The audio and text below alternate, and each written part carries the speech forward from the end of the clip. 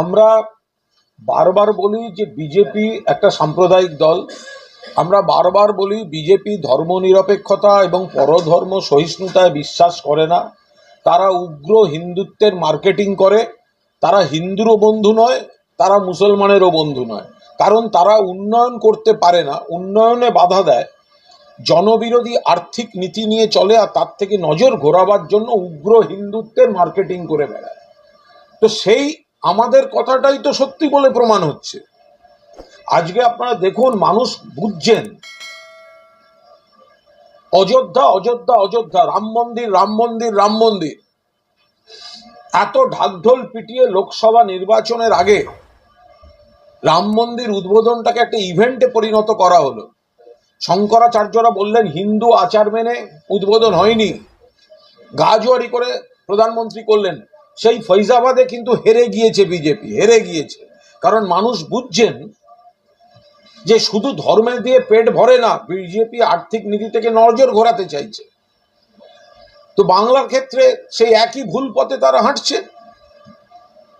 আমরা যেটা বারবার বলে এসেছি যে ওদের উন্নয়ন নেই, ওরা বাংলাকে বঞ্চনা করে, বাংলাকে অসম্মান করে, শুধুমাত্র উগ্র হিন্দুত্বের কথা বলে।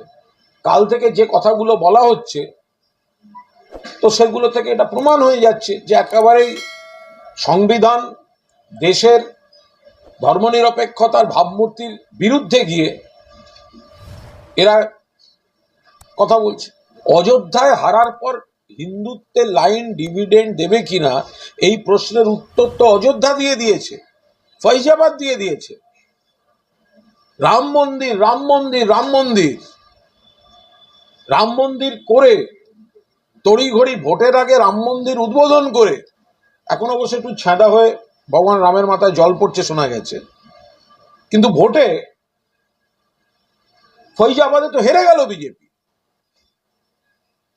তাহলে ধর্ম যার যার, সমাজ উৎসব সবার। আমি হিন্দু পরিবারে জন্মগ্রহণ করতে পারি, আমি হিন্দু ধর্মকে যেমন সম্মান করব, শ্রদ্ধা করব, তাহলে আমি অন্য ধর্মকেও নিশ্চিতভাবে শ্রদ্ধা করব, সম্মান করব। তো এরা যদি রাজনৈতিক দলের কাজ রুটি কাপড়া আর মাকান, রাজনৈতিক দলের কাজ হিন্দু মুসলমান খ্রিস্টান নয়। রাজনৈতিক দল হিন্দু মুসলমান খ্রিস্টান করবে না, রাজনৈতিক দল রুটি কাপড়া আর মাকান করবে।